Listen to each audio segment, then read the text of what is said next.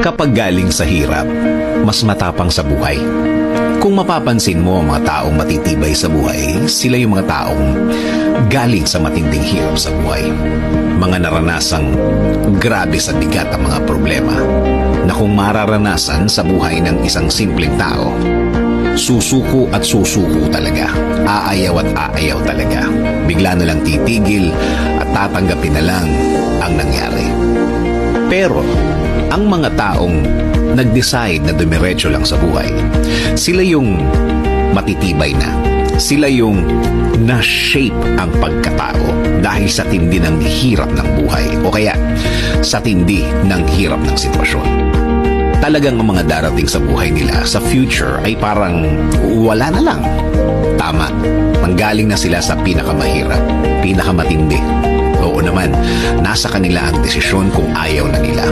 Pero, ano ang pakinabang kung ayaw na sila? Sa bandang huli, sila ang talo. Sabi nga nila, bahala na si Lord. Malalakas ang faith ng mga taong ito. Pinanggalingan na nila yan. Kaya alam na nila na hindi naman talaga magtatagal ang sitwasyon nila. Sa mga nagdaan, napatunayan na nila na gagaan ang lahat. Lalo na kung sukuan time. Isinusuko nila lahat sa Diyos. Pwede naman talaga yun. Dahil kung sila lang yan, wala. Hindi nila kakayanin. Hindi nila matitiis ang lahat. Kaya dapat may laging aasahan. Kailangan may laging kakapitan. Kung malalaman mo ang buong kwento nila, hindi lang iisa ang kwento nila. Marami na. Marami ng pagkakataon na ang pakikipag-usap nila o niya sa Diyos ay napakatindi. Minsan pa nga, naiiyak pa yan.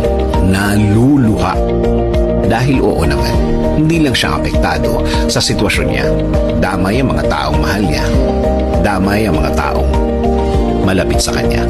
Kaya kung magdasal siya, isinasama na niya lahat para panglahatan ang blessings na gusto niyang dumating.